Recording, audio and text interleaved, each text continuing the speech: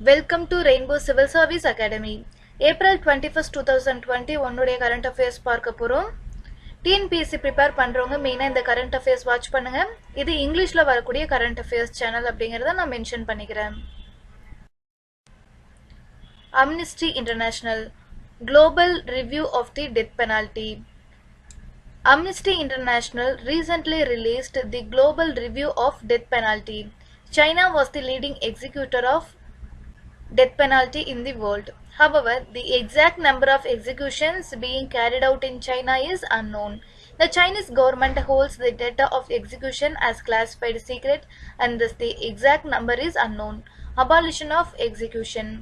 Chad has abolished death penalty for all crimes. Colorado has become the 22nd state in the US to abolish death penalty. The number of executions have grown by 26% in 2020 as compared to 2019.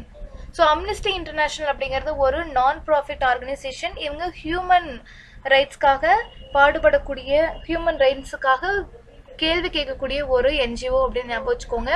இவங்க death penalty பத்தி ஒரு global லெவல்ல ஒரு review எடுத்திருக்காங்க. இதன்படி பாத்தீங்க அப்படின்னா China தான் அதிக அளவுல டெத் பெனால்ட்டி எக்ஸிக்யூட் பண்ணக்கூடியவங்களா இருக்காங்க. பட் எக்ஸாக்ட் நம்பர் தெரியல. பட் முதல்ல கம்பேர் பண்றப்ப ஆஸ் கம்பேர் டு 2019 2020ல 26% வந்து டெத் பெனால்ட்டி எக்ஸிக்யூட் பண்றது அதிகமாயிருக்கு அப்படின்னு சொல்லப்படுது. அண்ட் செட் அப்படின்னு சொல்லக்கூடிய ஸ்டேட்ல வந்துட்டு எந்த கிரைமுக்குமே வந்துட்டு டெத் பெனால்ட்டி கொடுக்க போறதில்ல அப்படின்னு சொல்லிட்டு அபாலிஷ் பண்ணிட்டாங்க.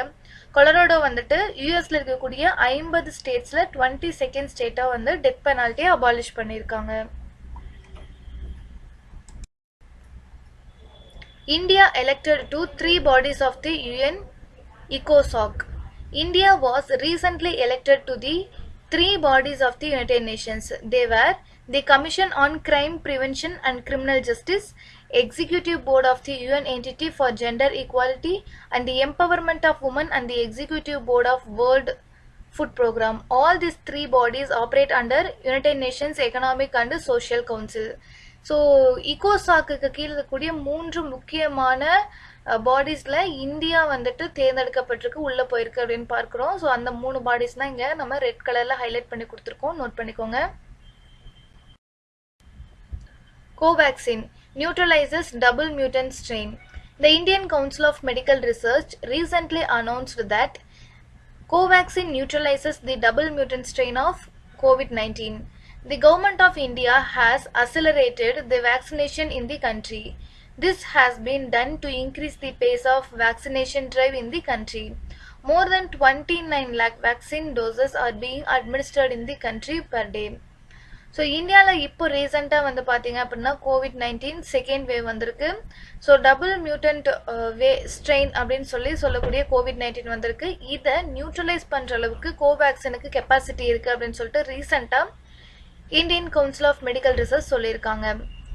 தென் இப்போது ரீசெண்டாக கவர்மெண்ட் வந்து May 1 இந்தியாவில் கோவேக்சின் ட்ரைவை இன்னும் phase 3 அப்படின்னு சொல்லிட்டு ஃபுல்லாக 18 years எபோவ் இருக்கிறவங்களுக்கெல்லாம் கோவிட் வேக்சின் போட போகிறோம் அப்படின்னு சொல்லியிருக்காங்க. அந்த நேரத்தில் இப்படி ஒரு ரிசர்ச் ரிப்போர்ட் வந்திருக்கிறது ரொம்பவே வந்து நம்பிக்கைக்குரியதான். இந்த கோவேக்சினை மாற்றிருக்கிறது ரொம்ப முக்கியமான நியூஸாக பார்க்கப்படுது. Australia India Indo-Pacific Ocean Initiative. Australia recently launched the Australia India Indo-Pacific Ocean Initiative Partnership. The program will support free, open and prosperous Indo-Pacific. The Indo-Pacific Ocean Initiative was launched by PM Modi at the East India Summit on 2019. The Indo-Pacific Ocean Initiative aimed to strengthen maritime boundaries. It has 3 main common goals, namely welfare promotion, wealth creation and cooperation win-win strategies. So PM Modi அவர்கள் east India submit அப்படிங்கிற ஒரு சமிட்ல so east Indian countries எல்லாம் சேர்ந்து நடத்தின ஒரு சமிட்ல 2019ல் Indo Pacific ocean initiative அப்படிங்கிற ஒன்று start பண்ணாரு. அதில் வந்து இப்போ இந்தியாவும் ஆஸ்திரேலியாவும் பார்ட்னர்ஷிப்பாக கொண்டு வந்திருக்காங்க. அண்ட் இது எதுக்காக அப்படின்னு பார்த்தீங்கன்னா மெயினாக டு ஸ்ட்ரென்தன் மெரிடைம் பவுண்டரிஸ், அதாவது கடல் எல்லைகளை வந்து ரொம்ப ஸ்ட்ராங் ஆக்கணும், பாதுகாக்கணும் அப்படிங்கிறதுக்காக இந்த இண்டோ பசிபிக் ஓஷன் இனிஷியேட்டிவ் அப்படிங்கிறத கொண்டு வந்திருக்காங்க. crude oil outputs of India. The data released by the Ministry of Petroleum and Natural Gas are as follows. The crude oil production of India fell by 5% in 2020-21 as compared to the previous year. The Oil and Natural Gas Corporation produced 2% less oil in 2020-21 as compared to 2019-20. So crude oil output வந்து இந்தியாவில் reduce ஆயிருக்கு அப்படின்னு பார்க்கப்படுது. Crude oil production இந்தியாவில் வந்து போன வருடங்களுக்கு compare பண்ணுறப்போ இந்த வருடம் வந்து 5% ரெடியூஸ் ஆயிருக்கு. அதே போல் ஜென்ரலாகவே ஆயில் வந்து ப்ரொடக்ஷன் வந்து ஒரு 2% ரெடியூஸ் ஆயிருக்கு அப்படின்னு வந்து சொல்லப்பட்டிருக்கு. Cabinet approves subsidy for urea produced via coal gasification. The Cabinet Committee on Economic Affairs recently approved subsidy for urea that are to be produced by TFL. TFL is a state-run fertilizer plant. It is Talcher fertilizer plant. India consumed 61 million tons of fertilizer in 2020-21. Out of this, 55% was urea. The import of fertilizer in India has been increasing since 2010 due to lack of investment. So, India fertilizer plants la அதிகமாக invest பண்ணதுனால அதிகமாக நம்ம import தான் பண்ணிட்டு இருக்கோம். Export பண்ணுற அளவுக்குலாம் வளர நம்ம இந்தியாவுக்கே பத்தாமல் இருக்கு. அண்ட் இந்தியாவில் மொத்தமாக கன்சியூம் பண்ணுற மொத்த ஃபெர்டிலைசரில் பார்த்தீங்கன்னா 55% வந்து யூரியா தான் எடுத்துகிட்டு இருக்காங்க. அண்ட் கவர்மெண்ட் வந்து இப்போ ரீசெண்டாக வந்துட்டு உனக்கு அப்ரூவ் பண்ணியிருக்காங்க. என்ன அப்படின்னு பார்த்தீங்கன்னா கோல் கேசிஃபிகேஷன் ப்ராசஸ் மூலமாக ப்ரொடியூஸ் பண்ணக்கூடிய யூரியாவுக்கும் சப்சிடி கொடுக்க போகிறோம் அப்படின்னு வந்து சொல்லியிருக்காங்க.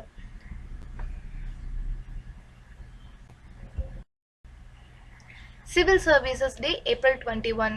Sardar Vallabhai Patel often referred the Indian Administrative Service as steel frame of India. So இந்தியாவில் இந்தியன் அட்மினிஸ்ட்ரேட்டிவ் சர்வீஸ் அப்படின்னு சொல்லக்கூடிய ஐஏஎஸ் ஐபிஎஸ் அந்த போஸ்டிங் எல்லாம் வந்து ஜென்ரலாக வல்லபாய் பட்டேல் என்னன்னு சொன்னார்னா ஸ்டீல் ஃப்ரேம் ஆஃப் இந்தியா அப்படின்னு ரெஃபர் பண்ணியிருப்பாரு.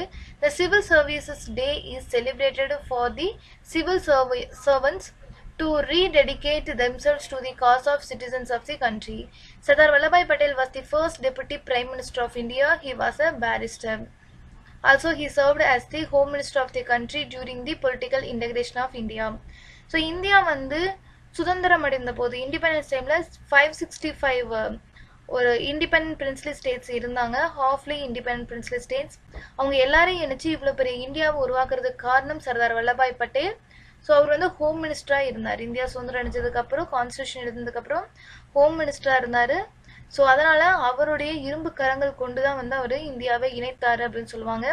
ஸோ அவருக்கு இந்த சிவில் சர்வீசஸ் மேலே மிகப்பெரிய நம்பிக்கை இருக்குது. அதுதான் வந்து ஸ்டீல் ஃப்ரேம் ஆஃப் இந்தியா அப்படின்னு வந்து மென்ஷன் பண்ணியிருப்பார். எனிவே இந்தியாவில் சிவில் சர்வீசஸ் டே அப்படிங்கிறத April 21 செலிப்ரேட் பண்ணுறோம். Insurance scheme for health workers under PM Garib Kalyan Yojana. The government of India is to extend the insurance scheme for health workers under the Pradhan Mantri Garib Kalyan Yojana for another 1 year. The current COVID warrior insurance scheme that was launched by Government of India in 2020 was to end by March 24, 2021. Thus, the Government of India is extending this scheme.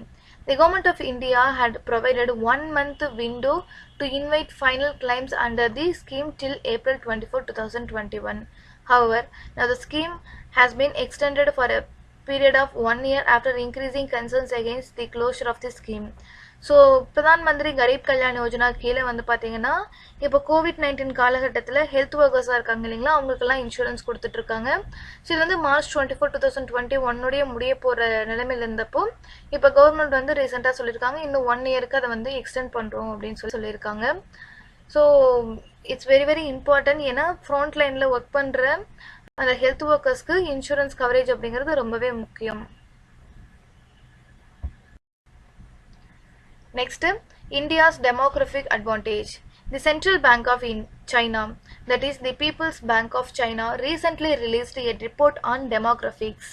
According to the report, the strict birth policies of China has led to the problem of dwindling workforce and the problem of aging population.